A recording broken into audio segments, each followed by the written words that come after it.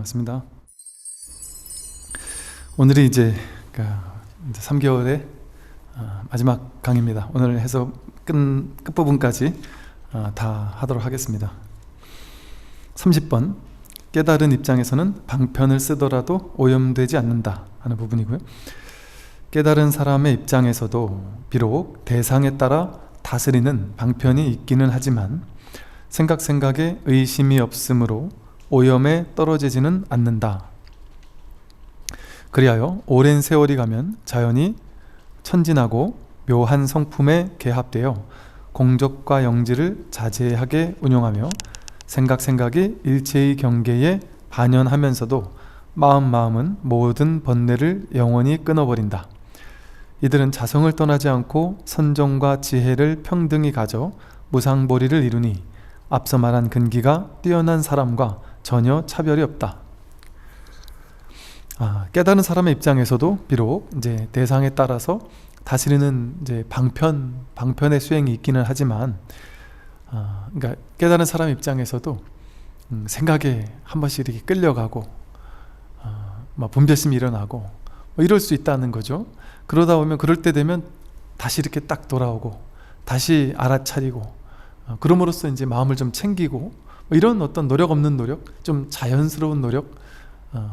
그래서 이제 저한테 하시는 말씀들이 들어보면, 문득 이 자리를 확인한 것 같다. 이제 이런 분들이 오셔서 하시는 말씀을 들어보면, 가장 큰 변화가 다, 이 윗바사나가 이게 윗바사나네요.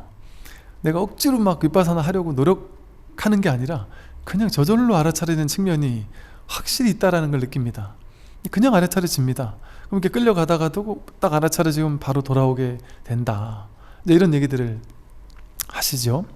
그래서 그냥 사실 이 진실에 대한 안목이랄까요? 이 안목이 없는 채로, 분별심이 나를 지배하고 있는 채로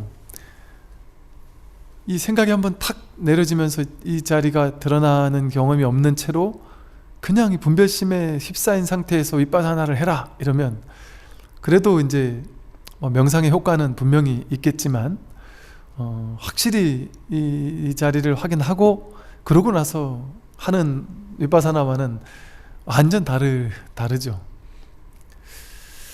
그래서 이처럼 이제 이 깨달은 사람 입장에서도, 견성을 한 사람 입장에서도 대상에 따라 다스리는 방편이 없진 않다.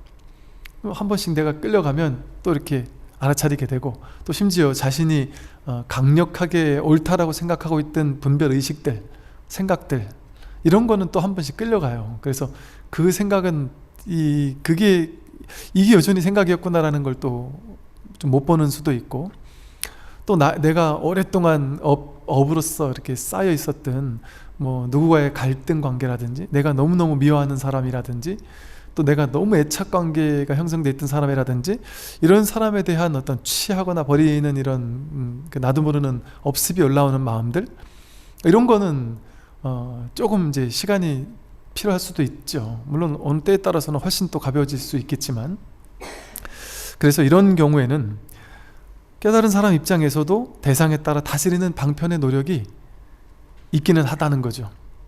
그러나 생각에 의심이 없으므로, 이 법에 대한 의심이 이제는 없기 때문에 오염에 더 이상 떨어지지는 않는다. 오염에 완전히 푹 젖어서 그 생각이 진짜 주인인 것처럼 막 끌려다니면서 그걸 주인 삼아서 그 생각이 나인 줄 알고, 생각이 주인인 줄 알고 막무가내로 끌려가면서 그 생각에 속는 일은 없다 이거죠. 그런 일은 이제 없어진다. 그러니까 딱 이 자리가 확보되니까 그런 의심은 없어진다. 어제 어떤 분이 오셔서 그러세요. 이제 또 네 분이 오셨어요. 이제 거사님께서 이 공부를 하신대요. 법문을 한 1년 가까이 들으셨대요. 근데 이제 몇 개월 듣다가 이 소식을 알았다. 본인 이제 그렇게 얘기를 하세요. 이제 알겠다. 근데 이제 그러고 났더니 이제 정말 정리가 되고 삶이 너무 편안해지고, 또 그분들이 그 얘기를 하세요. 저절로 알아차려지는 측면이 있어서 그냥 늘 이렇게 보고 사니까 너무 이제 문제가 없다. 그러나 그럼에도 불구하고 내가 이제 이 애착관계가 형성돼 있든 뭐 예를 들어 부모님과의 갈등의 문제라든지 이런 일부 몇 가지가 여전히 나를 좀 이렇게 힘들게 하는 부분도 있다. 그러니까 그런 게 당연합니다. 그럴 수 있어요, 당연히. 근데 인상적이었던 것이 그 옆에 따라오셨던 보살님도 공부하세요 그랬더니 그 보살님은 불교 공부를 안 하시는데 불교 뭔지도 모른대요. 근데 이제부터 공부할 마음은 있어서 딴 데 같으면 스님 만나러 간다 그랬을 때 안 왔을 건데 이번에 남편이 스님 만나러 가자랬는데 단반에 그냥 따라 나왔다고. 그러면서 신기하다고 이렇게 따라 나오셨어요. 그래서 그 보살님이 남편이 본인이 그 자기 입으로 저렇게 공부했다고 얘기하시는데 옆에 사는 보살님 보기 어떠세요? 이렇게 물어봤더니 보살님이 뭐라 그러시냐면 사실 스님 저도 불교 공부를 좀 해야 되겠다 싶은 게 남편 모습 보고서 깜짝 놀래가지고 이게 뭔가가 있나 보다 싶어서 이 공부를 하겠다고 마음을 먹었다고 하면서 이 보살님 말씀이 스님 제 남편이 마음 공부해서 가장 큰 혜택을 받은 게 남편이 아니라 접니다. 그러세요. 왜 그러세요? 그랬더니 남편이 이 공부를 하고 나서 본인이 어느 날 갑자기 깨달았다고 하길래 콧방에 끼고 웃었는데 그 이후부터 사람이 완전히 바뀌어버렸다고. 물론 뭐 때때로 가끔 또 갈등관계가 있을 수도 있겠지만 완전히 근원에서 이게 딱 달라졌다라고 느끼는 게 결혼한 이후에 이 남편이 내 의견을 그냥 듣지 않고 무시하고 내가 벽과 얘기하는 것 같고 내가 얘기하는 걸 전혀 들어주지 않고 무시하고 이랬는데 내 얘기를 하나하나를 이제는 다 진심으로 들어준다는 게 완전히 가슴으로 느껴진대요. 완전히 느껴지고 이 사람이 나를 진짜 존중해주고 있구나, 사랑해주고 있구나, 그런 걸 그대로 알겠다고. 그러면서 처음에 결혼할 때 이 사람에 대한 어떤 이렇게 품었던 그 아름다웠던 그 생각들이 결혼 이후에 싹 사라져서 내가 시집 잘못 갔다 이렇게 생각을 하고 여태까지 살아왔는데 이제 마음이 바뀌었다고. 그때 그 남편을 되찾은 것 같아서 너무 행복하다고. 이제 그런 얘기를 하시면서 이 남편이 마음 공부를 했는데 그 혜택을 제가 100% 보고 있다. 이게 이렇게 삶의 변화가 되거든요.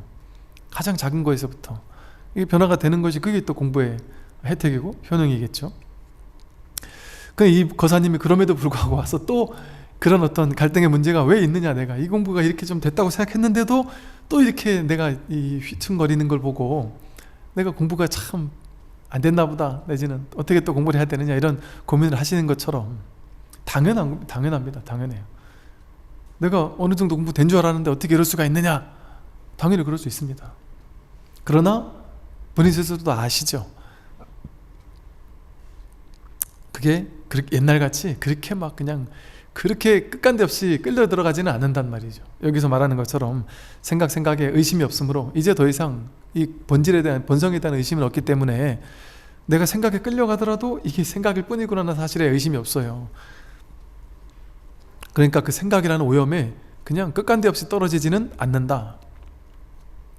그리하여 오랜 세월이 가면 자연히 이렇게 이 법에 대한 안목으로, 이 법에 대한 안목은 낯설고 이 분별심은 항상 낯익은 거잖아요. 근데 이제 이게 바뀌어서 이제 분별심을 자꾸 낯설게 되고 생각은 자꾸 낯설게 되고 낯설어지고 이 법에 대한 안목은 자꾸 깊어지는 그런 시간들을 보낸단 말이에요. 저절로. 그래서 생각에 끌려가면 알아차리게 되고 그걸 다시 바라보고 다시 이 자리로 돌아오게 된단 말이죠. 그 진리에 뭐랄까 완전히 힘을 빼고 그냥 완전 내맡기게 돼버리는 거예요. 이 법에 내맡기게 되는 거예요. 이 오로지 한 법밖에 없는 그냥 이것만이 진실.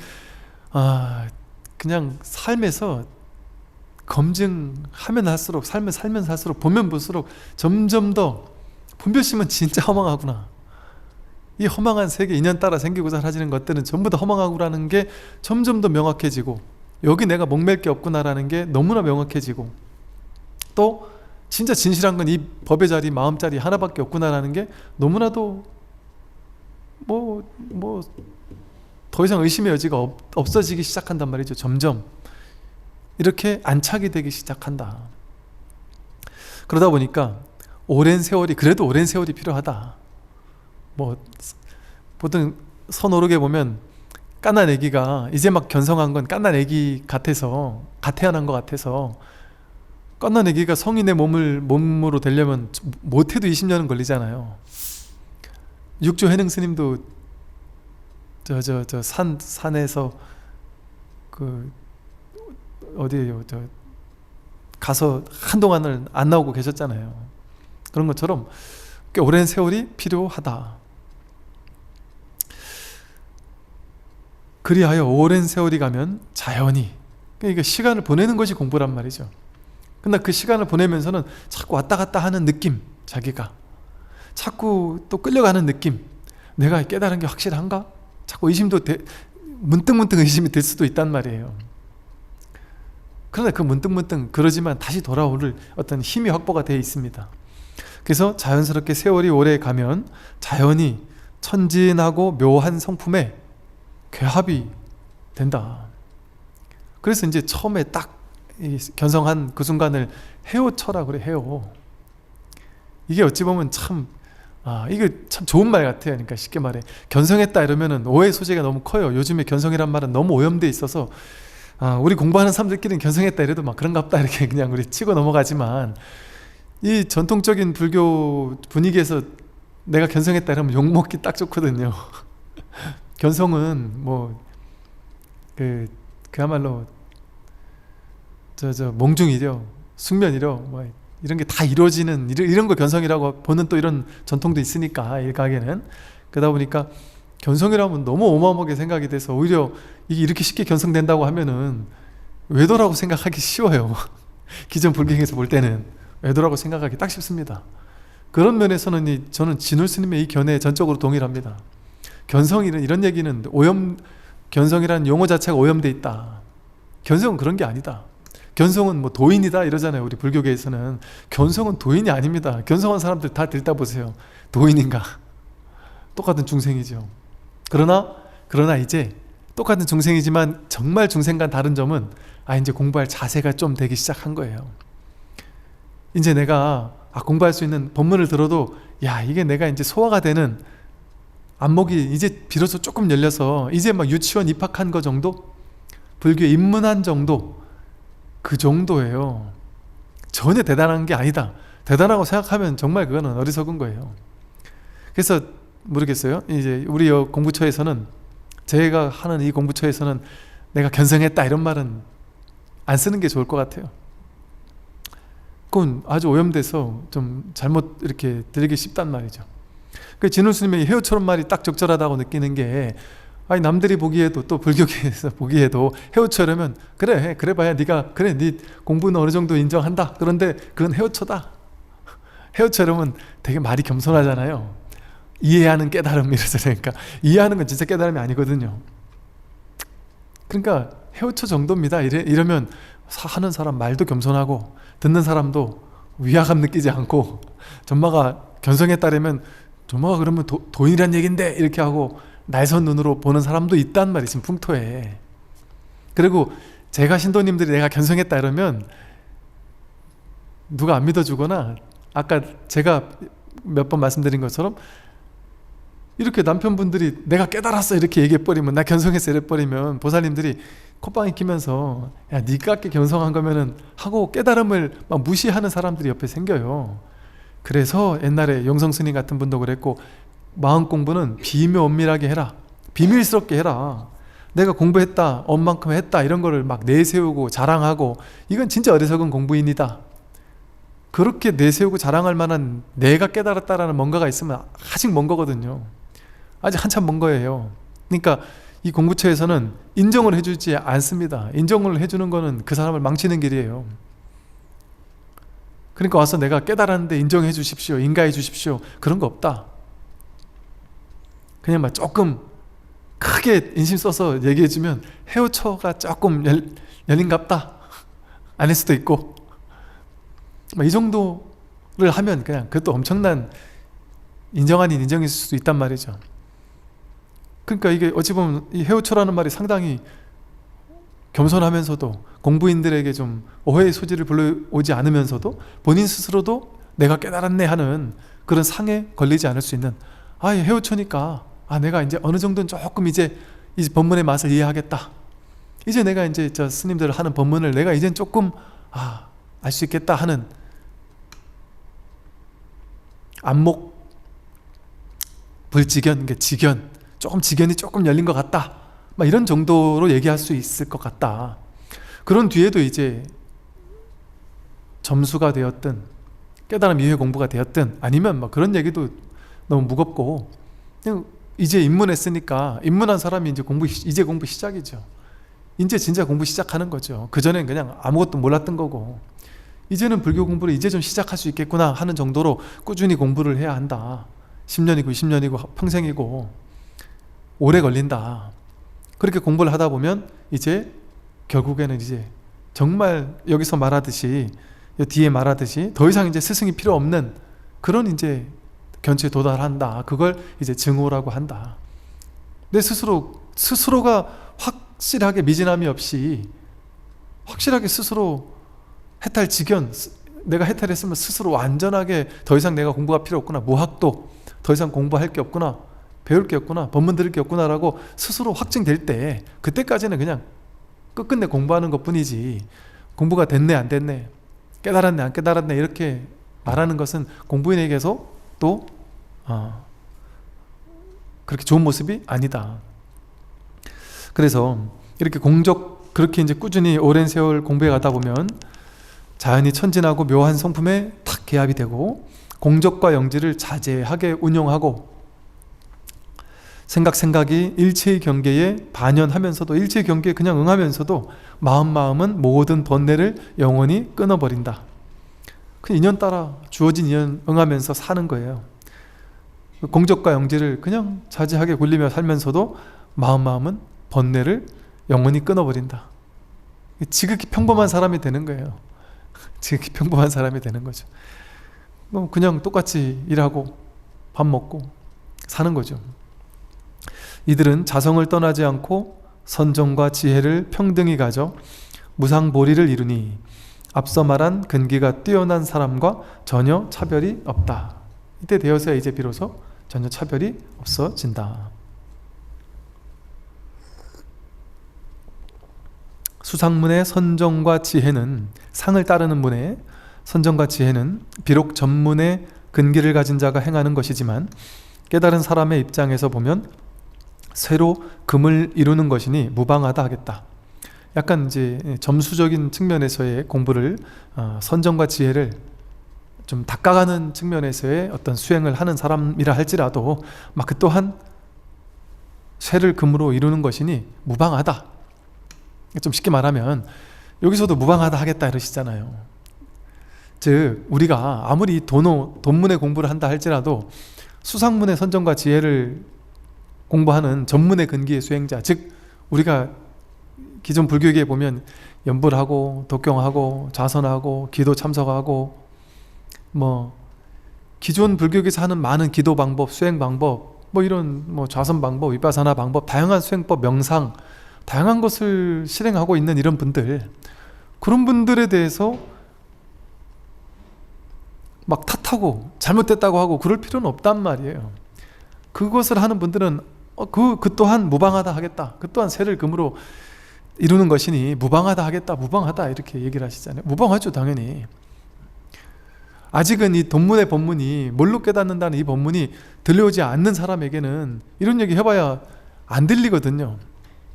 안 들리는 사람에게는 이 전문에 닦아가는 수상문의 선정과 지혜, 이것도 무방하다.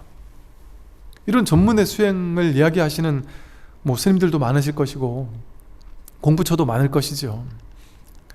근데 그걸 가지고 탓하고 잘못됐다고 하고 그럴 필요는 없다.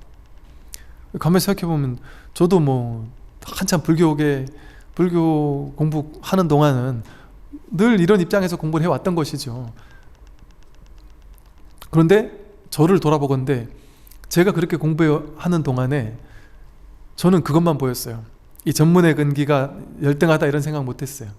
이게 진짜라고 느껴지고 돈문에 뭘로 깨닫는 법문을 하는 큰 스님들을 보고는 욕했어요. 불교계는 큰 문제다 말이지. 그래서 이해도 안 되는 말을 자기 혼자만 하는 말을 저렇게 따라빼 잣나무라고 하고 하면 국민들이 어떻게 이해를 하겠느냐, 어떻게 국민들이 불교를 의지할 수 있겠느냐 하고 욕을 했단 말이죠. 그러니까 제가 어리석으니까, 어리석을 때는 자기가 모르면서 그거를 욕한다니까요. 그건 이제 제가 어리석어서 욕했던 것이고, 근데 또 거꾸로 본인이 이제 이 돈문의 지관을 다 함이 없는 공부를 하는 입장에 되었다고 하더라도 전문의 입장을 보면 옛날에 내가 그렇게 했구나, 그때는 내가 아무리 이 얘기를 해줘도 이 얘기를 고지고대로 믿지 않았잖아요. 그러니까 그 사람 아직 마음이 덜 열려있는 입장에서는 이거를 믿을 수가 없어요.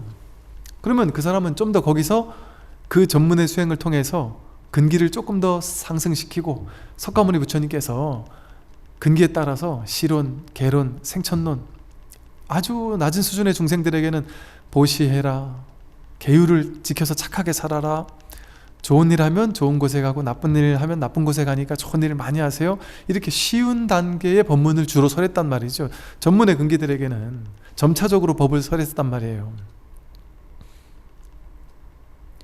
그러나 이제 이게 어느 정도 공부가 된 수행자에게는 이제 그 윗단계에 그 허망한 욕망 이런 것은 다 제육에 과한 욕심, 집착 이런 것들은 다 어떤 삿된 것이다, 환이다, 어떤 문제를 가져온다. 출리의 공덕, 이 출리심을 일으켜서 출세간의 마음을 일으켜서 이 깨달음의 마음을 내고, 그래서 고진멸도 사성제를 닦아가는 이런 식으로 단계별 가르침을 설하셨단 말이죠. 그래서 완전히 결함에서 소멸하는 가르침은 맨 마지막에 딱 설하셨단 말이에요. 사성제는. 그런 것처럼 이런 전문의 근기의 수행자의 방식은 무방하다 하겠다. 석가모니 부처님도 무방하다고 하셨고, 석가모니 부처님도 제가 신도님들에게는 처음 절에 와서 아무것도 잘 모르는 제가 신도님들에게는 쉬운 것부터 가르치셨어요. 그러니까 석가모니 부처님은 처음부터 끝까지 계속 사성제만 설하지 않았단 말이에요. 괴로움 이 얘기만 하지 않으셨단 말이에요. 자상하게 남편에게는 아내한테 어떻게 해라, 아내한테 남편에게 어떻게 하세요, 경영자에게는 밑에 부하 직원들한테 어떻게 하시고, 부하 직원은 윗사람을 어떻게 모시고 하면서 일을 하십시오, 이런 것까지, 임금은 나라 어떻게 다스리고 장자들은 회사 경영을 어떻게 하고, 이런 쉬운 이야기까지 윤리도덕적인 계율에 이르기까지 그런 쉬운 근기에 따라서 다양한 설법을 종횡무진 설하셨단 말이죠. 그런 걸 통해서 일체 중생들이 조금씩 단계적으로 성숙하게 만들어서 이제 어느 정도 근기가 무르익었을 때 이제 사성제 법문을 딱 하셨단 말이에요. 그러니까 다양한 법문을 적재적소에 쓰실 수가 있으셨죠. 그러니까 불법이 이렇게 많은 사람들에게 전해질 수 있었고, 지금까지 우리가 2500년이 지난 지금까지 우리가 이 공부를 하게 될 수 있었던 것이죠.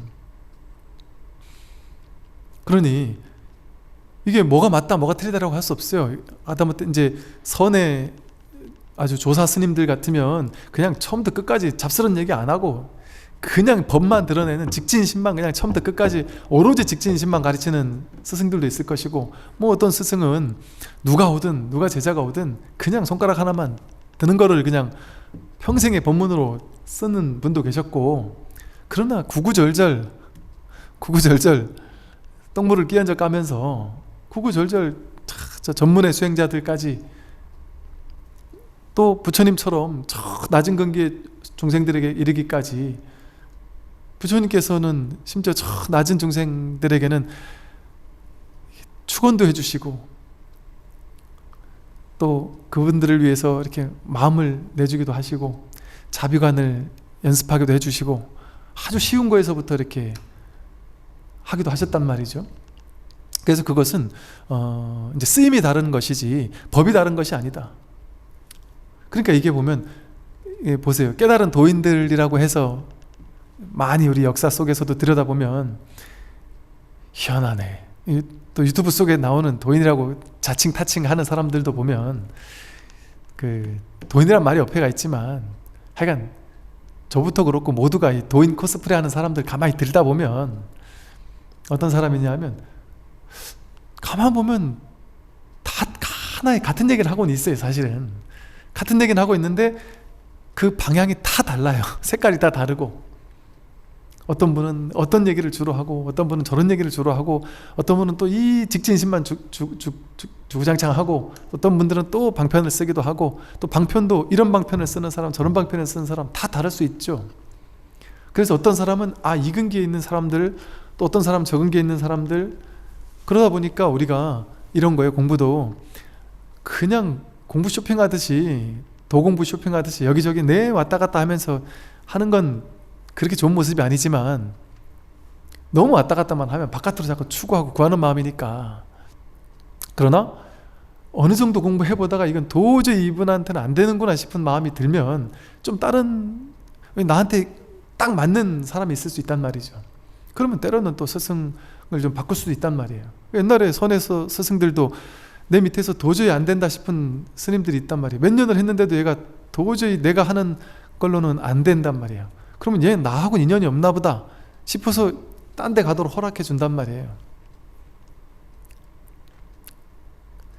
그렇게 이곳저곳을 다니다 보면 여기서는 안 됐는데, 오히려 이 훌륭한 스승 밑에서 안 됐는데 저기 혼자 조용히 공부하는 스승 밑에 가가지고 거기서 딱 공부가 되는 스승들도 있고 그렇단 말이에요.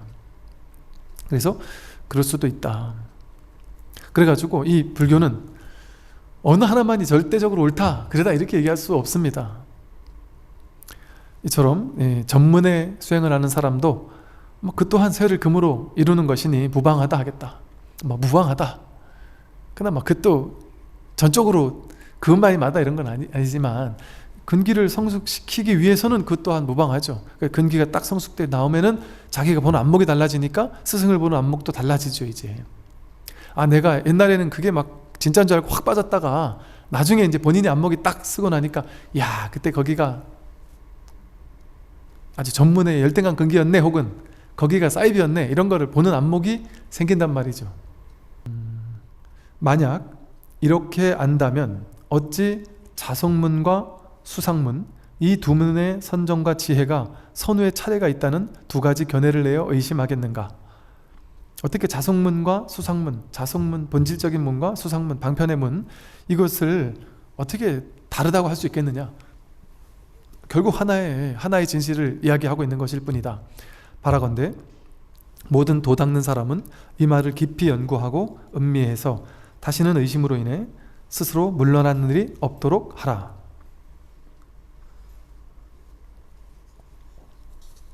다음은 31번 근본에 개합하는 위없는 깨달음입니다.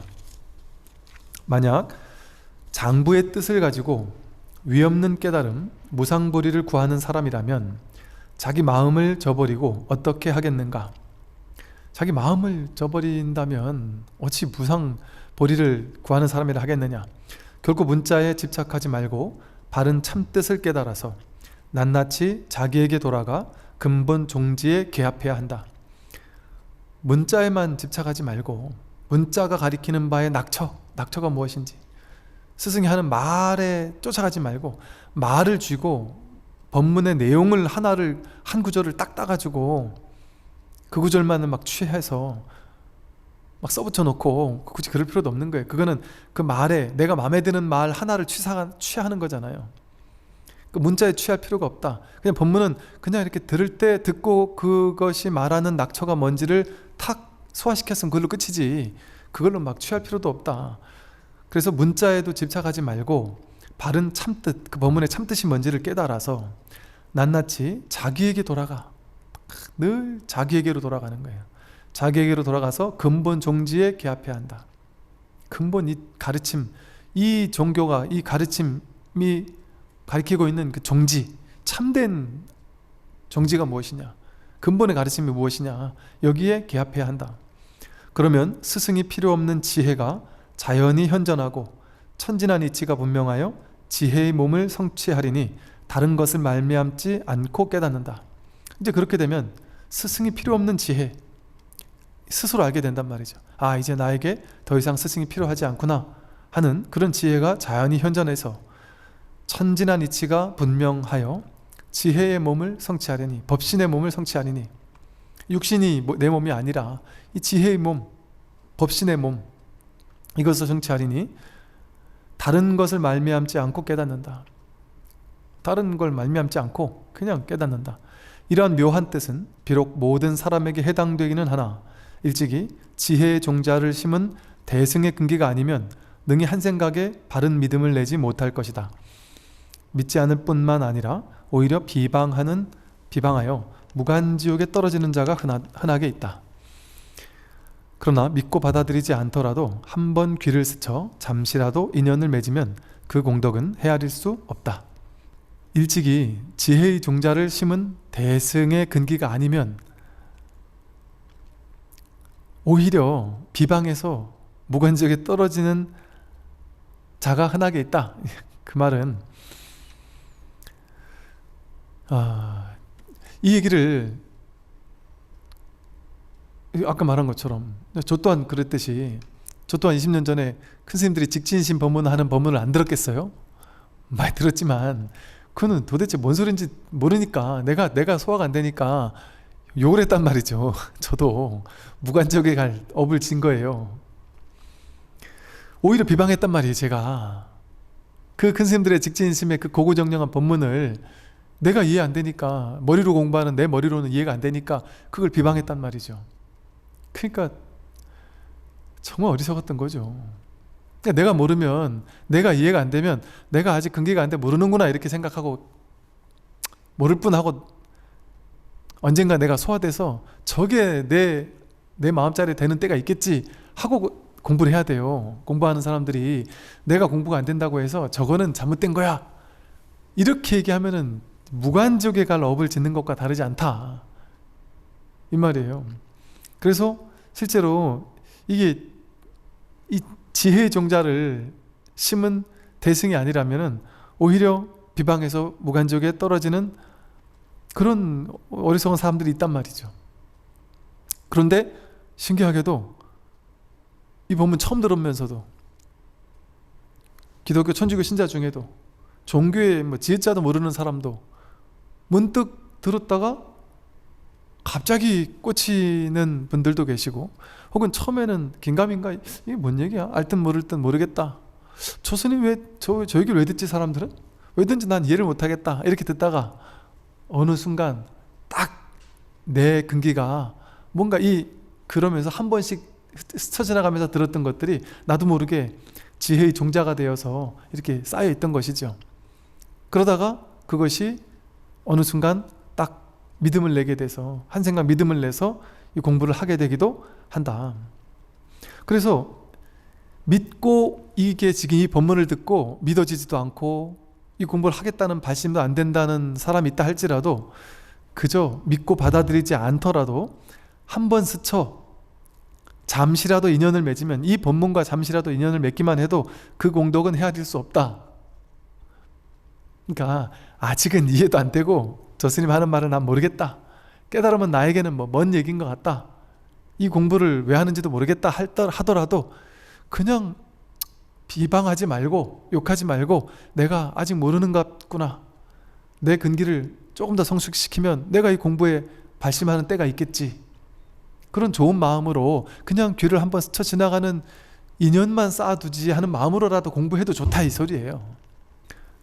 그러므로 유심결에서는 듣고서 믿지 않더라도 부처가 될 인연을 맺고 배우고서 그 배운 걸 이루지 못한다 하더라도 인간과 천상의 복보다 뛰어나며 나아가 성불할 바른 인을 잃지 않는다고 하였다.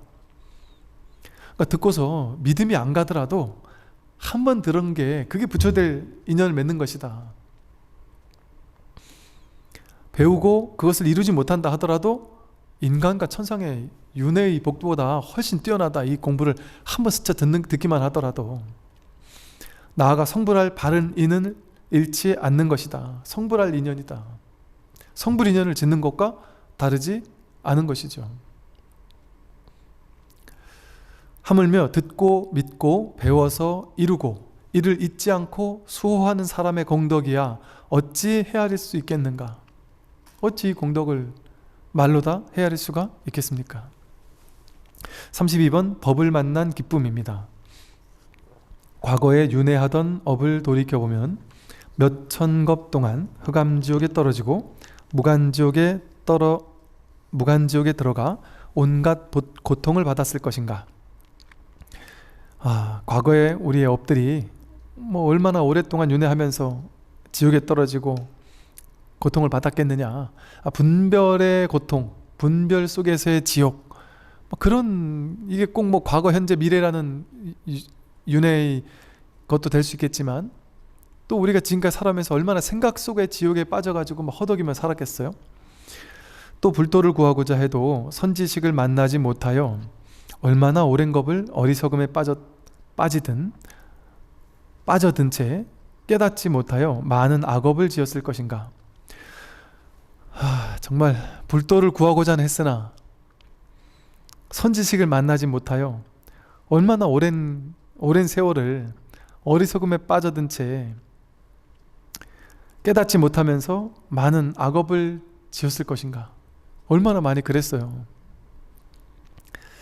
참 저도 많이 그랬던 것 같아요.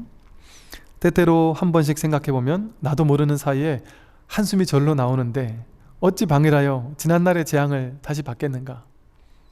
이 진울스님, 요 당시 진울스님이 이 수신교를 쓸 때가 한 40대 한 중반 이쯤이 됐을 거라고 이렇게 보통 예상을 해요.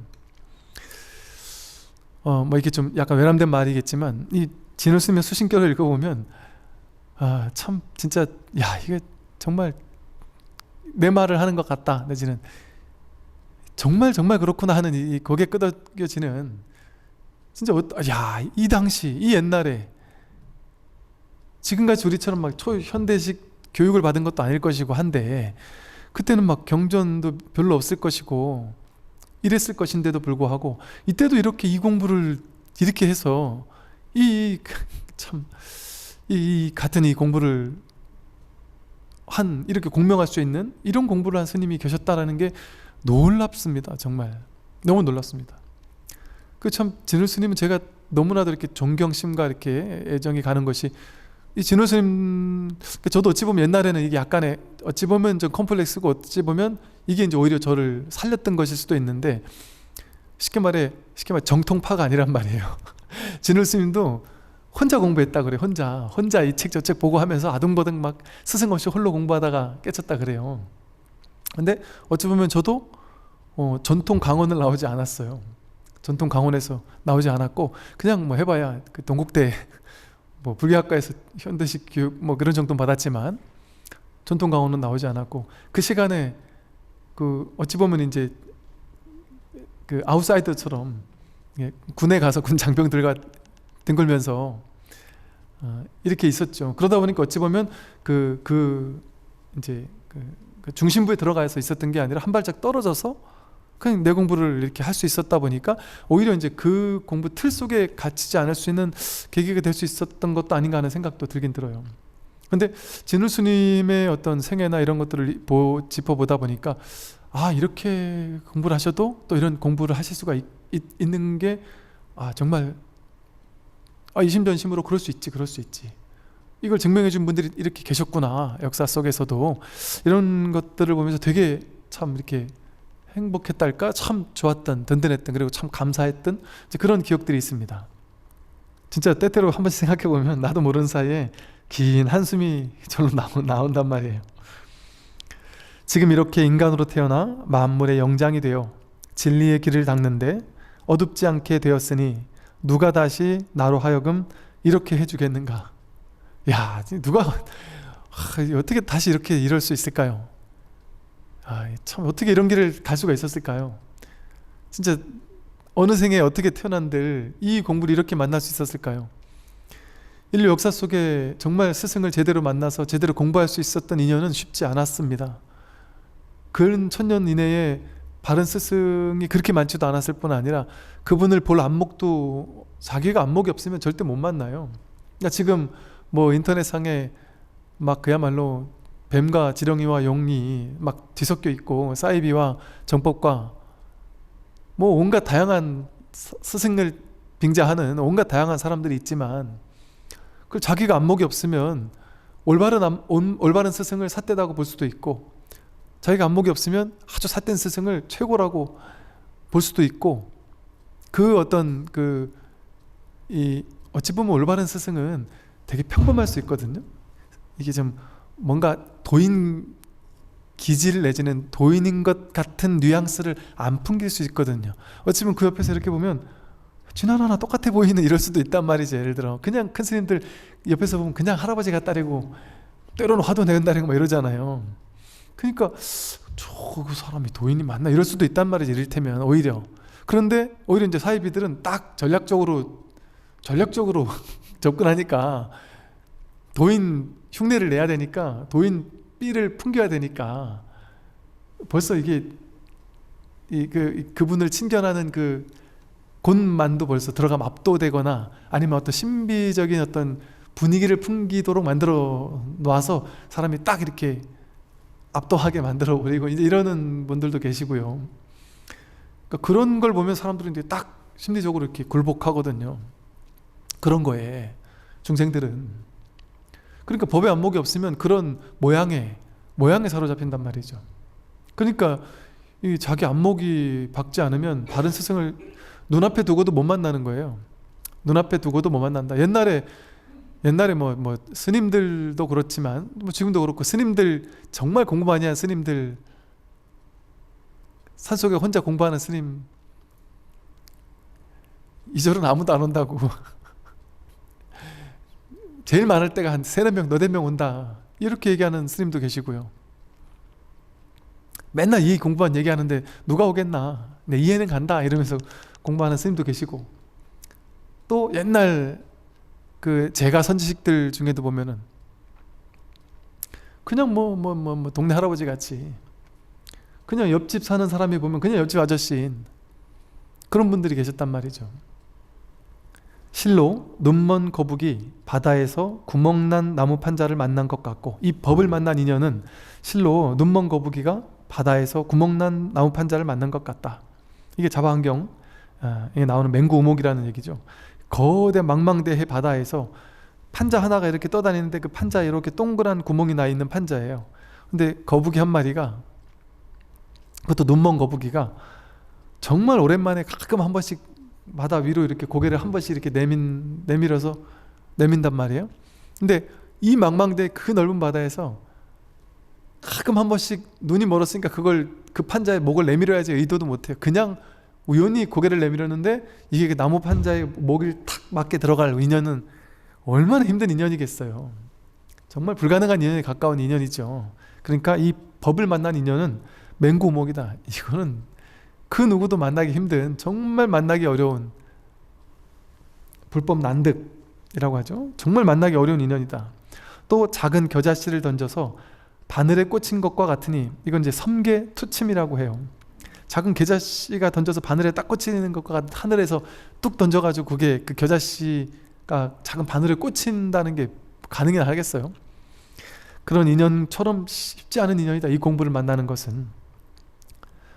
그런데 그 다행스럽고 경사스러움을 어찌 말로 다 하겠는가? 정말 이 다행스러움, 이 경사스러움을 어떻게 말로 다 할 수 있을까? 진짜 한숨을 쉬면서 가만히 생각해 보면 정말 감사한 인연이구나. 이 부처님 법 만난 것은, 이 진실을 만난 것은 정말 귀한 인연이구나, 이런 생각이 듭니다. 내가 이제 스스로 퇴굴심을 내거나 게으름을 부려 항상 뒤로 미루다가 잠깐 사이에 목숨을 잃으면 악도에 떨어져 온갖 고통을 받을 것이다. 그때 가서는 아무리 한 구절 불법을 들어서 믿고 이해하고 받아지녀서 고통을 면하고자 해도 다시 회복할 수가 없다. 위태로운 때에 임박해서는 후회한들 아무 소용이 없다.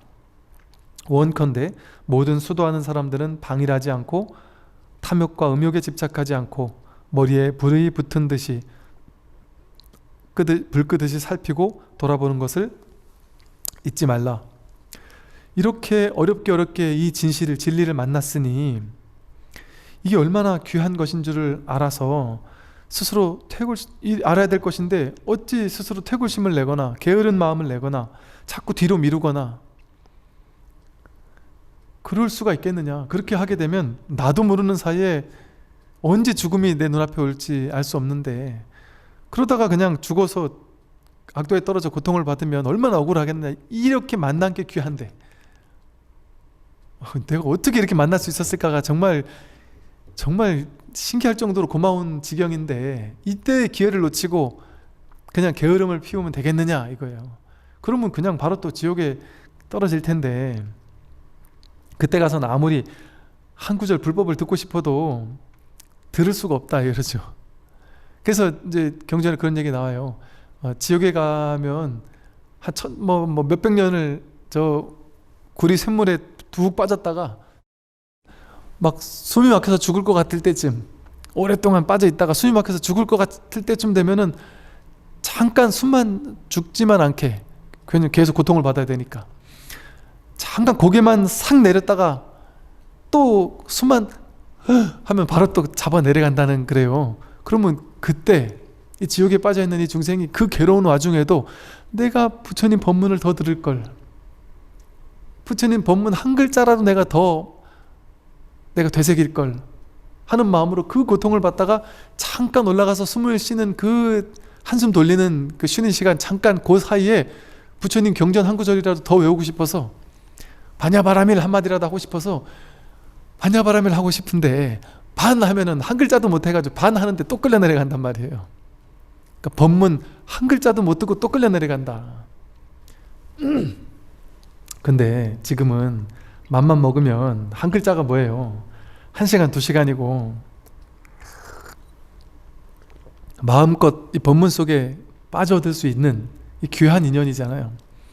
그러니 그 얼마나 귀한 인연이겠어요? 그런 식으로 경전에서 이렇게 표현을 해놓은 거죠. 이 귀하다는 것을. 그러니 수도하는 사람은 방일하지 않고 탐욕과 음욕에 집착하지 말고 머리에 불 끄듯이, 급하고 급한 줄 알고, 이게 제일 머리에 불이 붙었으면 일단 내가 회사에서 돈 버는 게 중요하거나 뭐 먹여 살리는 게 중요하거나 이게 아니잖아요. 일단 불 먼저 끄고 나서 나머지 딴 일 해야 되잖아요. 그러니까 일단은 불이 붙었으면 아무리 중요한 일이 있어도 뭐 1000억이 달린 일이 있어요. 그럼 그 일 먼저 하겠어요? 불부터 끄겠어요? 불부터 꺼야죠. 그러니까 이 불 끄는 심정으로, 즉 이게 제일 중요한 일이다, 이게 1번 가는 일이잖아요. 일단 불 끄고 나서 딴 일 해야죠. 배고파도 배고픈 게 없어요. 불이 붙었을 때는 일단 불부터 끄고 나서 밥을 먹어야 되니까.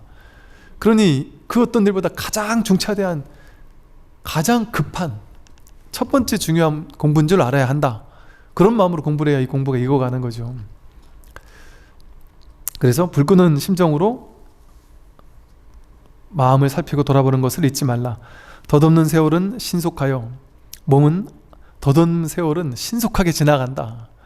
너무 빨리 지나가서 몸은 아침 이슬 같고 목숨은 지는 해와 같으니 비록 오늘 살아있다 해도 내일을 보장하기 어렵다. 간절히 마음에 새기고 간절히 마음에 새겨라. 33번 이제 최상승 법문 만났을 때 깨달으라 하는 부분입니다. 이 부분이 이제 하여간 전체적으로 이제 결론 삼아 말씀하는 이제 어떤 결론하는 부분이에요. 세상의 유의선에 의지하더라도, 즉 유의 조작, 만들어내는 선은 이제 선불교할 때 선이 아니라 선악할 때 선이죠. 유의선, 즉 선을 갈고 닦아서 선행을 많이 하고 막 복 짓는 걸 막 쌓고 쌓아서 열심히 복을 지어야지 하고 막 선을 쌓고 쌓더라도, 세상에서는 유의 선에 의지하더라도 사막도의 고통을 면해요. 복 많이 지으면 착한 데 갑니다. 좋은 결과를 받아요. 많이 보시하고 베풀면 복을 받아요. 또 천상과 인간에 태어납니다. 천상과 인간에 태어나는 과보를 얻어서 온갖 즐거움을 누립니다. 유의 선에 의지해도, 즉 유의 조작해서 만들어내는 선을 닦고 착한 일하고 보시하고 이런 행을 많이 해도 사막도의 고통은 면하고 선악, 인간과 천상에 태어나서 즐거움을 누린다. 그런데 하물며 이 최상승의 깊은 법문이겠느냐? 잠시만 믿더라도, 이 법문은 잠시만 믿더라도 그 공덕은 어떤 비유로도 다 말하기 어렵다. 경에 이르기를 만약 어떤 사람이 삼천대천세계에 가득 찬 칠보로서 모든 중생들에게 보시하고 공양하여 다 만족하게 하고 또 그 세계의 모든 중생을 교화하여 사과를 얻게 한다면 그 공덕은 한량없고 끝없을 것이다. 그러나 밥 한 그릇 먹는 잠깐 동안만이라도 이 법을 바르게 사유하여 얻는 공덕만은 못하다 하였다. 아무리 삼천 대천 세계를 거룩한 칠보로 금은 보화 칠보로서 일체 중생들에게 보시하고 그들에게 공양하고 한량은 하더라도 그들을 만족하게 하고 하더라도 또 일체 모든 중생들을 사과를 얻어서 뭐 수다원 사다함 아나함 아라한이라는 사과를 얻게 한다면 그 공동은 한량없고 끝없을 것이다. 그런데 밥 한 그릇 먹는 동안 잠깐만이라도 이 법을 바르게 사유하여 얻는 공덕만은 못하다 하였다. 이게 이제 우리가 좀 이제 이런 비유가 나올 때는 이제 우리가 약간 헷갈릴 수 있어요. 왜냐면 이상하다. 이 법을 바르게 사유하는 공덕? 이 법을 바르게 사유해가지고 우리가 깨닫는 게 사과인데 사과를 얻는 것보다 이게 낫다라고 왜 얘기를 했지? 이런 식의 비유들이 이제 금강경에도 여러 번 나와요. 또 육조 단경에도 나와요. 이래요. 이제 육조 단경에도 나는 그 견성을 말할 뿐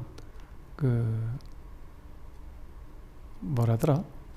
뭐와 뭐 해탈을 얘기하지 않는다 이래요. 이상하다. 불교는 해탈하는 종교인데 왜 견성은 말하는데 해탈은 말 안 하지?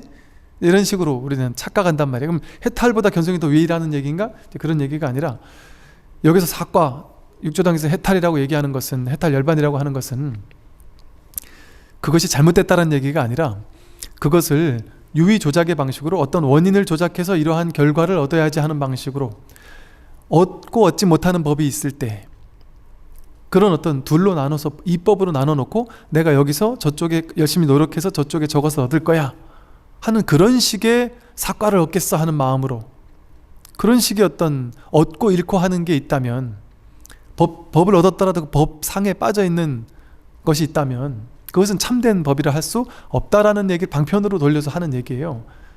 그래서 이 진정한 여기서 말하는 법은 참된 불이법, 완전한 불이법에 온전히 깨닫는 이것을 얘기하는 것이죠.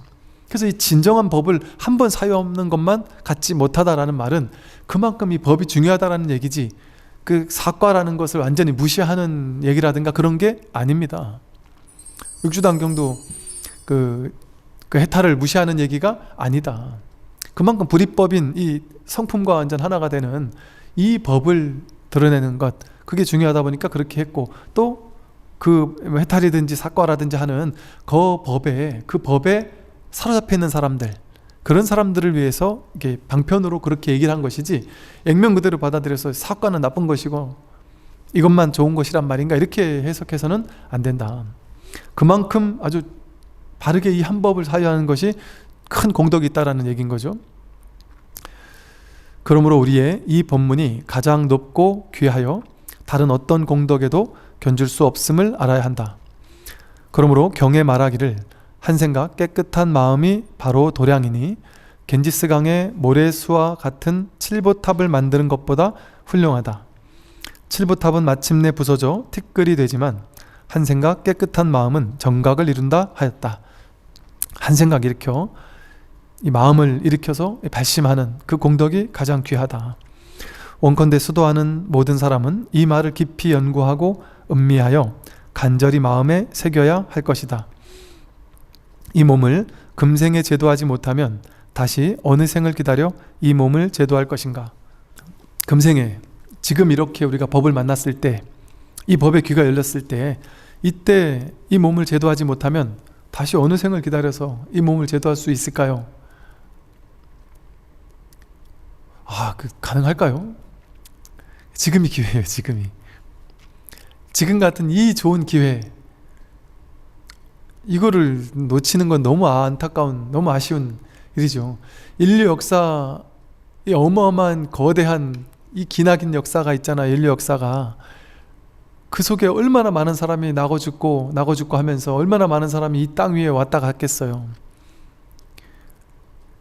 인류 역사 속에 그러니까 경전에 그런 말이 있어요. 내가 복이 없으니 중생들이 복이 없으니 태어나 보니까 부처님이 떠나신 부처님 없는 때고, 또 태어나 보니까 또 진리가 없는 곳이고 선지식이 없는 곳이었더라. 죽든 살든 100번이고 나고 죽고 반복해 보니 부처님이 이미 떠나간 시대거나 아주 오지 않은 시대였더라. 그런 얘기가 있거든요. 지금의 시대가 가장 인류 역사 속에 단 한 번도 있지 않았던 유일무이한 시대입니다. 전 세계 누구라도 자기 인연만 있으면 어디서든 이 법을 만날 수 있는 시대. 스마트폰이 아프리카에서도 스마트폰 검색해서 아프리카를 다 다닐 수 있고요. 스마트폰으로 히말라야 정상에 올라가서도 카톡을 보낼 수 있어요.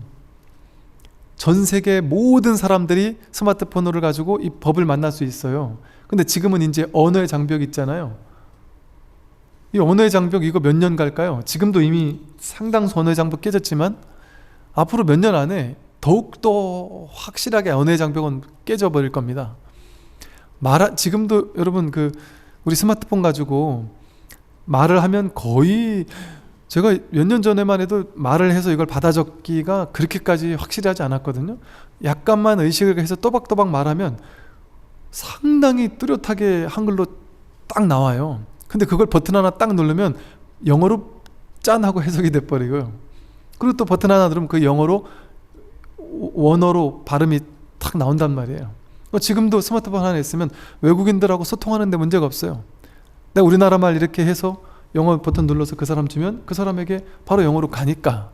근데 이제 유튜브 같은 것도 이를테면 전 세계 모든 언어로 버튼만 하나 누르면 제가 하는 한글로 하는 이야기가 그냥 그 나라 언어로 점점 더 정교하게, 이게 이제 AI 같은 것들이 막 발전하면서 이 사람이 하는 말이나 어투나 이런 것까지 막 이렇게 조합을 해서 더 완벽함에 가까운 식으로 언어로 변환해 줄 수도 있어요.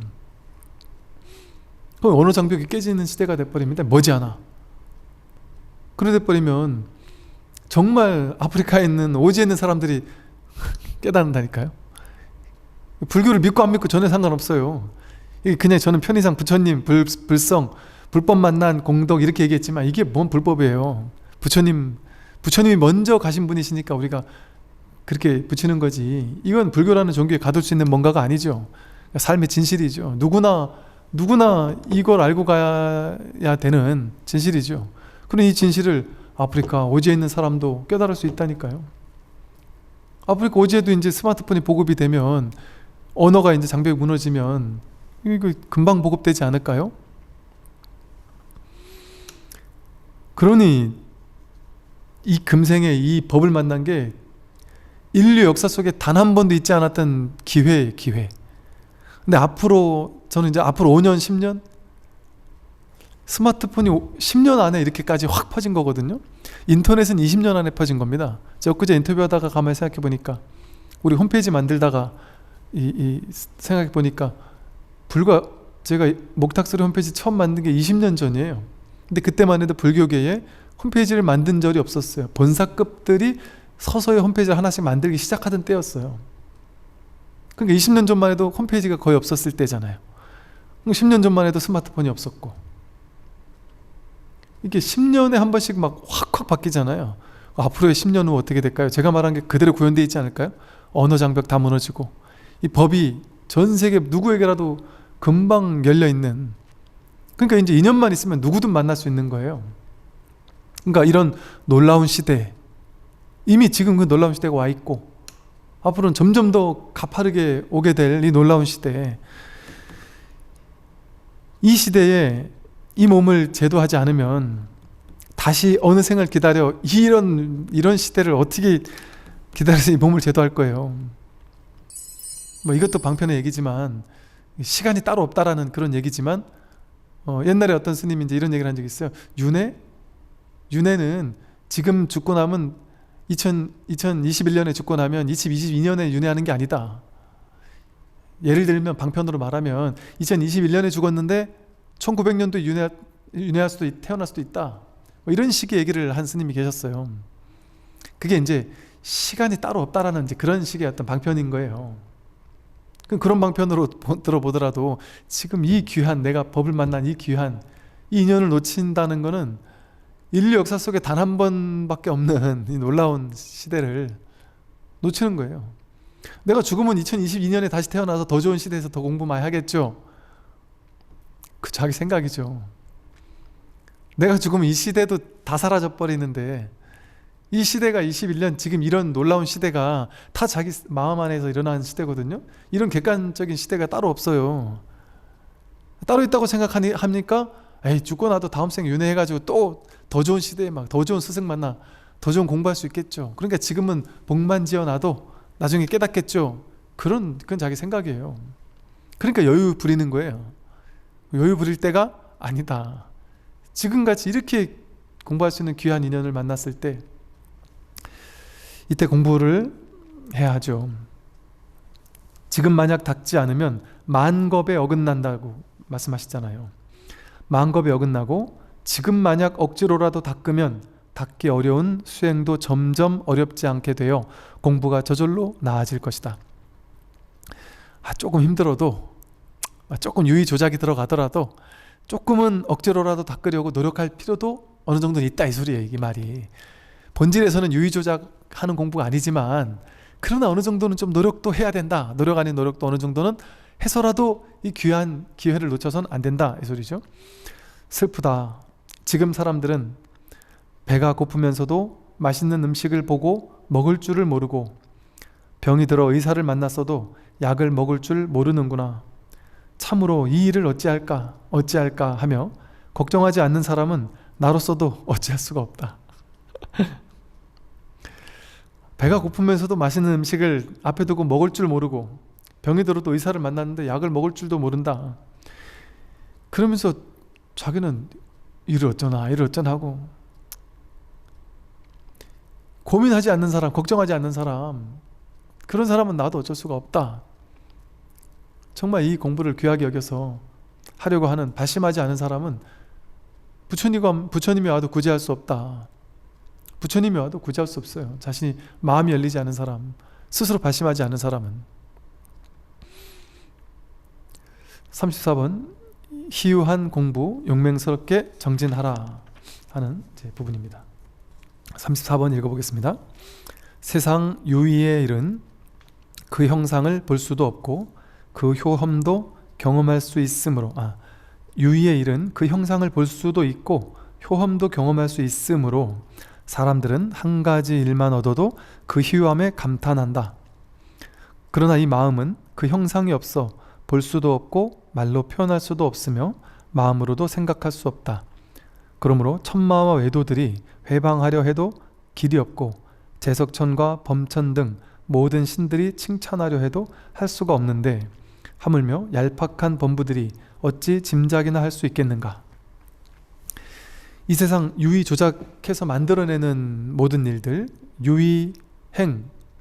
유의행을 통해 생기는 유의의 과보들, 현실에서 일어나는 많은 어떤 내가 노력해서 얻는 과보들, 그런 것들은 형상을 볼 수도 있죠. 열심히 노력하면 돈도 벌고, 열심히 노력하면 어떤 물질도 얻을 수 있고, 운동을 열심히 하면 좋은 몸을 만들 수 있고, 이런 식으로 인과의 어떤 공덕을 볼 수 있단 말이에요. 그래서 형상을 볼 수도 있고 효험도 경험할 수 있으므로 사람들은 어떤 한 가지 일만 얻어도, 좋은 일만 생겨도 희유함에 감탄하죠. 야, 내가 열심히 노력해서 이렇게 바뀌었어, 감탄하잖아요. 그러나 이 마음은 형상이 없어요. 볼 수도 없습니다. 눈으로 볼 수도 없고 말로 표현할 수도 없어요. 표현했다면 어긋나요. 마음으로도 생각할 수가 없어요. 이것은 이렇게 뚜렷하면서도, 명백하면서도 생각할 수조차 없다. 머리로 명백하게 생각하려고 하면 그거는 어긋나 버린다. 그럼 머리로 생각하면 전혀 나는 선명해요, 생각으로 선명하다, 그래서 말로 선명하게 표현할 수 있다, 그거는 아니에요. 그거는 그냥 이렇게 선명한 거지, 생각을 명확하게 할 수 있어서 선명한 건 진짜 선명한 게 아닙니다. 그건 생각으로 자기가 분별해서 만들어서 조작해내는 거죠. 그 법이 뭐냐? 법을 아무리 잘 설명해도 그거는 틀린 거예요. 그거는 법상 스님의 장점이자 단점이 이 법을 자꾸 말로 설명을 잘해준단 말이에요. 그러니까 이게 장점이지만 단점인 줄 알아야 돼요. 공부하는 사람들은 즉 그 말은 뭐냐면 이 말에도 끌려 들어가서는 안 된다. 이 말을 믿어서는 안 돼. 아까 말했듯이 문자를 따라가면 안 된다고 하듯이 이 말을 믿으면 안 됩니다. 제가 하는 말에 빠져서는 안 된다. 저는 그냥 이 말이 낙처를 가리키려고 하는 것일 뿐이지 말을 보여주려고 하는 것이 아니다. 말은 버려야 됩니다. 제가 하는 비유 하나를 보고서 적어놓고 야 이렇게 해서 이걸 사유하면 어떻게 되지 않을까 생각으로 사유해가지고 되지 않아요. 그렇게 하는 건 공부가 아니다. 제가 하는 말은 듣자마자 내려놔야 돼요. 필기 절대 하면 안 된다. 줄 쫙 긋고 그것만 이렇게 빨간 글씨 쳐가지고 계속 그거 되새기려고 할 필요가 없다. 듣고 그냥 흘려버리면 돼요. 물론 이렇게 줄 긋고 막 쓰고 하더라도 제가 뭐라 그러진 않아요. 그것도 자신 인연이니까. 예. 뭐 그거 하는 건 뭐 하는 건데 공부의 본질은 그러하다. 그래서 말에 끌려가면 안 됩니다. 말은 법이 아니에요. 말은. 그러나 이제 전혀 그냥 주구장창 처음부터 끝까지 이게 법입니다. 이게 법입니다. 그냥 이게 법인데 더 이상 뭔 법을 또 더 이상 얘기합니까? 하면서 그냥 처음부터 끝까지 이게 법이다 이 얘기만 해버리면 가장 좋죠. 어떤 측면에서는 가장 좋아요. 이 근기가 맞는 사람에게는 이 법문이 좋습니다. 꽉 막힐 수 있으니까. 근데 이렇게 했을 때 이제 접근성이 좀 어렵단 말이에요. 좀 친절하지 않으니까 그냥 불교를 전혀 모르는 사람들은 도대체 뭔 말인지 모른단 말이에요. 뭔 말인지 몰라야 되는 게 맞는데 뭔 말인지 모르는 게 더 답답하다고 생각한단 말이죠. 그러니까 그냥 방편을 써서 이해하기 쉽게 설명을 하는 것 뿐이지 그 설명을 하면서도 그 설명은 그냥 말일 뿐인 거예요. 그러니까 제가 그 말을 했다라고 생각하면 안 돼요. 했지만 한 바가 없다 이렇게 생각해 주셔야지 바르게 공부하는 자세인 거죠. 그러니까 그 말을 붙잡아서 어떤 뭔가가 있구나 이렇게 생각하면 안 된다. 이 마음은 형상이 없어 볼 수도 없고 말로 표현할 수도 없고 마음으로도 생각할 수 없다. 그러니 이 법은요 천마와 외도들이 회방하려고 해도 천마와 외도가 와서 회방할 수 없어요. 이 법을 어떻게 회방해요? 보이는 것도 아니고 들리는 것도 아니고 만질 수도 있는 것도 아닌데 이걸 어떻게 없앨 수도 없어요. 1%라도 오염시킬 수조차 없어요. 그 누구도 법을 오염시킬 수가 없어요. 제석천과 범천 등 모든 신들이 칭찬하려고 해도 할 수가 없다. 헐뜯고 회방할 수 없는 것처럼 이걸 아무리 더 돋보이게 하려고 하고 더 치장하려고 하고 더 칭찬하려고 해도 할 수가 없어요. 더 칭찬되는 게 아니다. 물론 우리 중생심은 중생심을 가지고 우리 부처님 전을 장엄하듯이 닷집으로 장엄하고 단청으로 장엄하고 아주 세간에서 가장 아름답고 화사한 것으로 장엄을 하고 있지만 그 중생심에 장엄하는 거지 그렇게 한다고 해서 법이 장엄되는 건 아니죠. 그러니까 이 장엄하는 거는 이것도 방편문이라서 요즘 절 지을 때 보면은 이렇게 막 단청하면서 화려하게 장엄하는 절도 있지만 그런 거 일체 없이 그냥 심플하게 부처님만 모신 절도 요즘엔 자꾸 늘어나죠. 근데 그걸 또 틀렸다고 안 하잖아요. 불교에서는. 그게 전통을 인정을 하면서도 그 모든 가능성이 다 열려있기 때문에 그래요. 장엄문이 장엄문인 줄 알기 때문에 그런다. 그러니까 닷집이 있어도 그만 없어도 그만 단청이 있어도 그만 없어도 그만 부처님 뒤에 탱화가 있어도 그만 없어도 그만 있으면 있어서 좋고 없으면 없어서 좋고 부처님이 계셔도 좋고 안 계셔도 좋고 그게 다 용납이 되는 거예요. 다 허용이 되는 거예요. 틱나탄 스님처럼 법당에 부처님 옆에 예수님을 같이 모셔도 좋고 같이 안 모셔도 좋고 모든 게 다 허용이 되고 용납이 되는 거예요. 법당에서 성경을 강의를 해도 좋고 코란을 강의해도 좋고 무슨 상관이 있습니까? 슬프다. 우물한 개구리가 어찌 바다의 넓음을 알며 여우가 어찌 사자의 소리를 할 수 있겠는가? 그러므로 말법 세상에 이 법문을 듣고 희유한 생각을 내어 믿고 이해하여 받아 지니는 사람은 이미 한량없는 겁동안 모든 성인을 받들어 섬겨서 모든 선근을 심고 지혜의 바른 인연을 깊이 맺은 최상의 근기임을 알 수 있다. 우물한 개구리가 어찌 이 바다의 넓음을 알 수가 있겠느냐? 여우가 어찌 사자 소리를 할 수가 있겠는가? 이 말법 세상에, 지금 이 세상이 그야말로 어찌 보면 말법 세상이고, 이 최악의 상황은 동시에 최상의 상황과 연결돼 있어요. 연기적으로 연결돼 있어요. 최악은 최상과 둘이 아닌 양면과 동전의 양면과 같아요. 깊은 괴로움은 큰 깨달음과 완전히 동면의 양면과 같습니다. 그래서 이것이 있어야만 저것이 있고, 저것이 없으면 이것도 없듯이, 그래서 말법 세상은 동시에 극락 세계와 연결돼 있어요. 말법 세상에 가장 붙여들기가 쉬운 세계의 세상이고, 괴로움이 큰 사람일수록 깨달음의 가능성은 동시에 같이 커지는 거예요. 왼쪽으로 저울추가 이렇게 올라가는 게 왼쪽으로 많이 올라갈수록 오른쪽으로도 같이 많이 올라가듯이, 그래서 이 말법 세상에 이 법문을 듣고 희유한 생각을 내어 믿고 이해하여 받아 지니는 사람은 이미 한량없는 것 동안 성인을 섬겨서 모든 성근을 심고 지혜의 바른 인연을 맺어 깊은 최상의 근김을 알 수 있다. 우리는 모르겠지만, 그래서 이제 이게 전생의 비유를 드는 거죠, 방편으로. 그러니까 이런 방편도 참 틀린 말이 아닌 것이, 신기하잖아요. 법문을 심지어 타종교인들조차, 불교를 아무것도 모르던 사람조차 어느 날 갑자기 유튜브에서 그냥 한 번 들었을 뿐인데 갑자기 한 번에 단박에 꽂히는 사람도 있고, 10년, 20년을 불교 안에서 막 공부, 수행, 유의 공부를 너무 열심히 했던 사람도 이 법문을 듣고 에이 저건 아니야 이럴 수도 있거든요.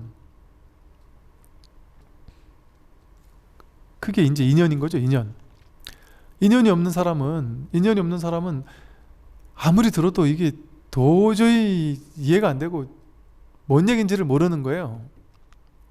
절대 알 수 없다 그래요. 근데 인연 있는 사람은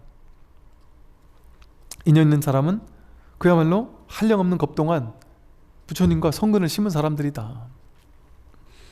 그러므로 금강경에 이 글귀에 능히 신심을 내는 사람은 이미 한량없는 부처님의 처소에서 모든 선근을 심은 것이다. 여기에 신심을 내는 사람은 한량없는 부처님 처소에 이미 선근을 심어놓은 사람들이다. 이 본문을 듣는 사람들은, 그러니까 이게 이 본문을 한번 듣기만 하더라도, 우리가 한 사람을 쓰기만 해도 500생의 인연이라고 하듯이, 이 본문을 듣고 환희심을 낼 수 있는 사람은 진짜 수없이 많은 생 동안 부처님과 인연을 심어놓은 사람이니까 이게 가능하다는 거죠. 그리고 우리가 얼마나 대견한 사람들이에요. 내가 얼마나 다행스러운 사람인 거예요. 그런데 이 대견하고 이 다행스러움을 조금 공부하다가 금방 내건지고 깨름을 피우면서 다시 이제 세상사 재미난 것들 너무 많으니까 글로 이제 또 마음이 간단 말이에요. 일로 마음이 돌아오지 않고. 그러니까 세상사에 잠깐 왔다 갔다 할 수는 있겠으나, 그건 그거대로 열심히 하긴 해야 되겠으나, 2번인 줄 알고 그냥 그거대로 내가 죽지 않을 만큼 하는 거죠. 쉽게 말해. 돈 버는 일 이런 거 내가 할 수 있는 최선을 다해서 하되, 내가 진짜 중요한 문제는 이 문제잖아요. 이거는 불교가 중요하다고 얘기하는 게 아니에요. 내가 죽고 사는 문제가 제일 중요한 일이잖아요. 내가 괴로움을 안고 살 거냐, 괴로움을 해결하고 살 거냐, 이게 제일 중요한 문제잖아요. 이 문제를 풀고 가야 되겠다라는 발심을 해야 한다.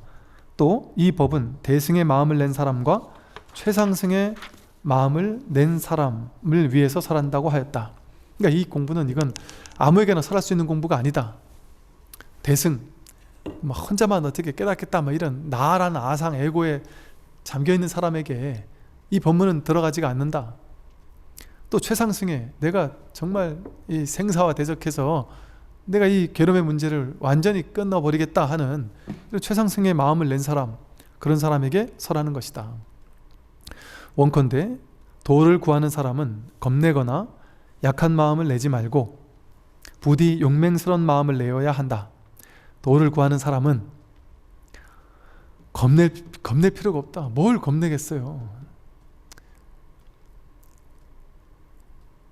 내가 이 공부를 하는 이 지중한 인연을 만나서 이 공부를 하면 됐지, 나머지 뭐 내가 죽거나 어떻게 되겠느냐, 늙고 병들면 어떻게 되겠느냐, 나중에 경제적으로 어떻게 되면 어떻게 되겠느냐, 몸에 병이 나면 어떻게 되겠느냐, 뭐 이런 것들, 생겨나고 사라지는 것들에 대한, 분별된 것들에 대한, 분별되는 대상에 대한 것들, 즉 바다와 파도의 비유처럼 파도에 대해서야 뭐 겁낼 게 없단 말이에요. 파도가 크게 치든 작게 치든 늘 크게 친다 바다고 작게 쳐도 바다이듯이 늘 한결같은 이 법 하나뿐이라는 사실에 딱 마음이 뿌리 내리고 있다면 뭘 겁낼 게 있겠어요, 이 세상에. 내가 이 바다가 분별로 따라가면 나는 인생이 좋을 수도 있고 나쁠 수도 있잖아요. 몸은 아플 수도 있고 안 아플 수도 있어요. 살 수도 있고 죽을 수도 있어요. 인생을 잘 풀릴 수도 있고 나쁘게 풀릴 수도 있고 사람들에게 욕먹을 수도 있고 칭찬받을 수도 있어요. 근데 그건 모양이잖아요, 모양. 왔다 가는 거잖아요, 왔다 가는 모양. 왔다 가는 모양에 끌려다니면서 살 필요가 있느냐. 이 모양은 그냥 왔다 가는 거지, 모양이 어떤 것이 오더라도 그게 올 때 온 줄 알고 갈 때 가는 줄 아는, 여기서 늘 그것을 보고 있는 이것이 진짜 진정한 어떤 나의 본래 면목이지. 이 본래 면목 자리에 있으면 모든 것은 그냥 이 본래 면목이라는 바다 위에 왔다 가는 파도와 같은 것들이란 말이죠. 영화의 스크린 위에 아니면 TV 브라운관 위에 뉴스도 나오고 나쁜 뉴스 좋은 뉴스 다 나오고 멜로 드라마도 나오고 폭력 영화도 나오고 그 모든 삶의 스토리가 좋았다 나빴다 펼쳐지지만 그 브라운관은 그냥 늘 한결같은 브라운관이듯이 이 마음 바탕 위에 생멸법이라고 하는 세상에 온갖 잡다한 일들이 왔다 갈 뿐이잖아요. 왔다 가는 세상사 인연에 뭐하러 우리가 일희일비하면서 그럴 필요가 뭐가 있느냐. 절대 거기에 오염되지 않는 이 브라운관이라고 하는 바탕, 마음의 본바탕, 심지 자기 마음 땅이라는 이 마음의 본래 본바탕의 마음이 늘 한결같이 화면에서 전쟁이 나도 폭탄이 터져도 절대 1%도 오염되지 않는 이 본마음, 그게 진정한 난데 그 현생에 드러난 껍데기에 쫓아다닐 필요가 있겠느냐. 그건 허망한 것이다. 도를 구하는 사람은 겁내거나 약한 마음을 내지 말고 부디 용맹스러운 마음을 내어야 한다. 아주 용맹스러운 마음으로 내가 이 법 하나, 이것이 진실이니까 그냥 이 하나에 정말 용맹스러운 마음으로 강한 발심으로 그리고 공부를 해야 한다. 오랜 겁 동안 얼마나 선근 인연을 심었는지를 알 수 없기 때문이다. 여러분이 내가 얼만큼 선근 인연이 있는지 모르잖아요. 우리가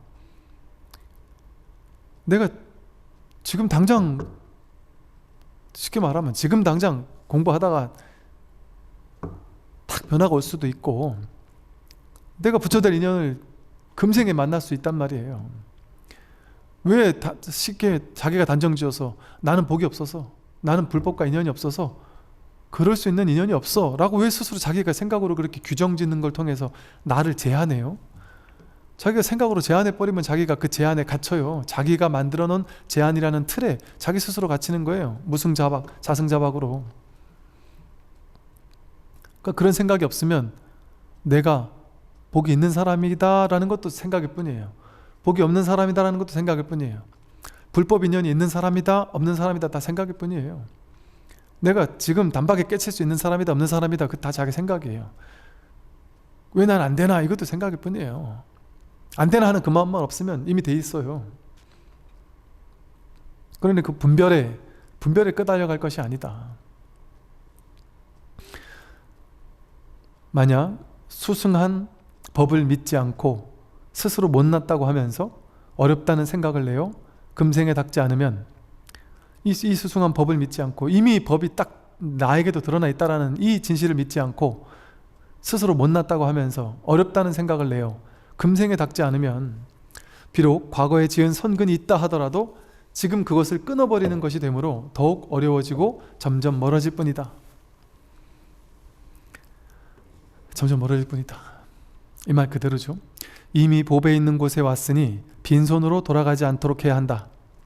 이 법에 있는 곳에 이미 왔으니까 빈손으로 돌아가지 않도록 하십시오. 한번 사람의 몸을 입으면 만겁에 회복하기 어려우니 부디 조심하도록 하라.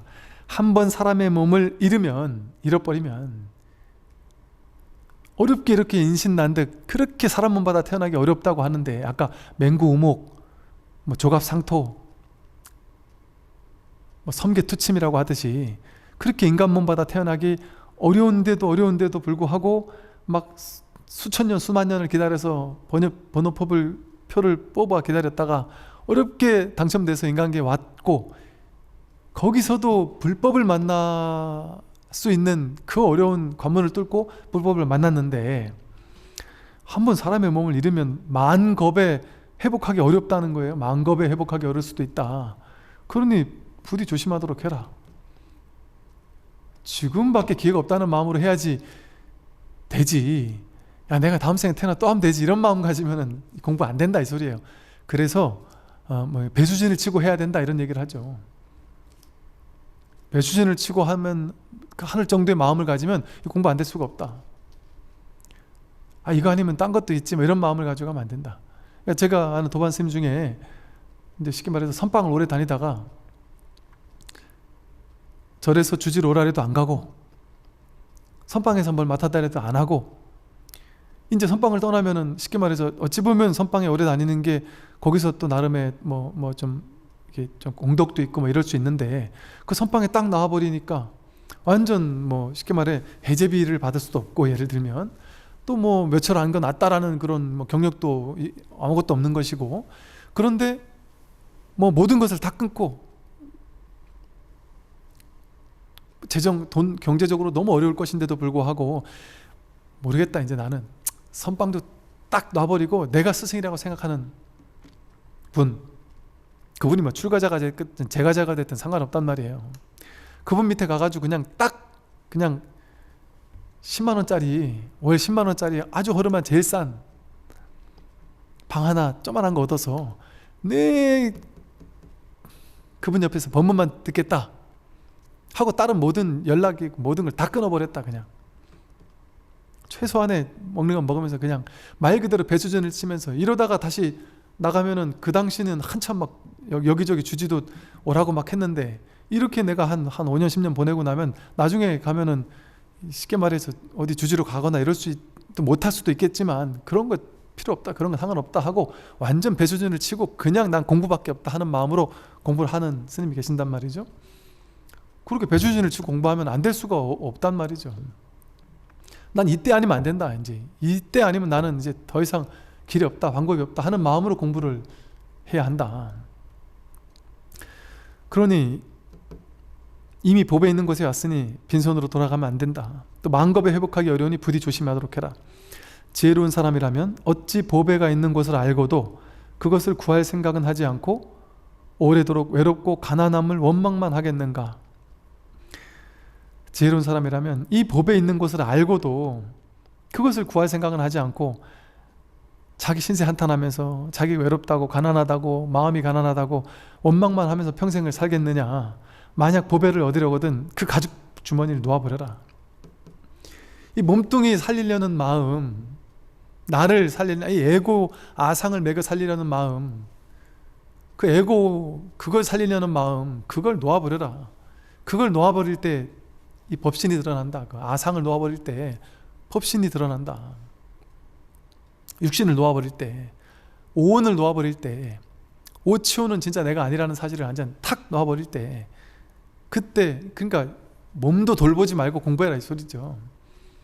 저 집안에 있는 말처럼 이 공부하는 사람은 자기 몸 돌보지 않고 해야 한다, 이런 말도 있듯이, 그래서 그 가죽 주머니를 놓아버려라. 나라는 상, 내 한 몸 먹여 살리고 내 한 몸 어떻게 살고 이번 생 어떻게 살고 그런 것을 놓아버리려는 그런 어떤 철두철미한 이런 마음을 가지고 아주 진실되고 진지하고 어떤 좀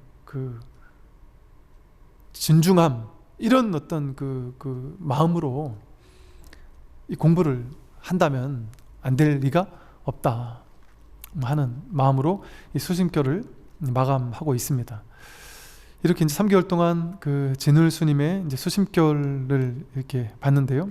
저도 이렇게 제가 혼자 공부하고 이렇게 하다가 이제 강의한 것은 또 이번에 처음이었는데, 이렇게 강의를 하면서 다시금 또 한번 이렇게 보다 보니까 참 정말 너무나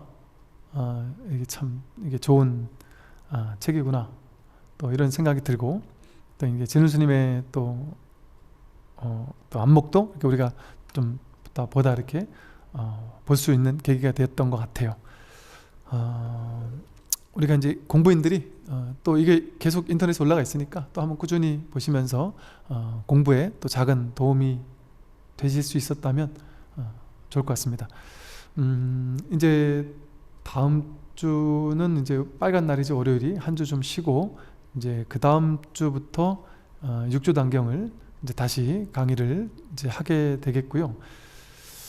지금 아마 거리두기가 계속 어떻게 될지 몰라서 아직 뭐 확정을 안 하셨다 그러더라고요. 그래서 이걸 뭐 실제로 오셔서 들으실 분들을 접수를 받을 건지 아니면 지금처럼 그냥 안 받고, 왜냐면 또 괜히 접수 받았다가 와서 듣다가 또 나중에 또 거리두기 단계가 상향돼서 또 못 오거나 이러면 또 다시 환불해 드리고 이런 번잡한 일들이 있을 수도 있어서 뭐 그건 이제 여기 주최 측에서 알아서 하실 것 같고, 뭐 어떻게 되든 어쨌든 그 다다음 주부터 이제 뭐 6주 단계형 강의를 하면서 인터넷에 계속 유튜브로 또 헬로티비를 통해서 올라가고 또 제 목탁스를 통해서도 올라갈 예정이니까 또 꾸준히 공부하는데 작은 도움이 되면 좋겠다는 생각이 듭니다.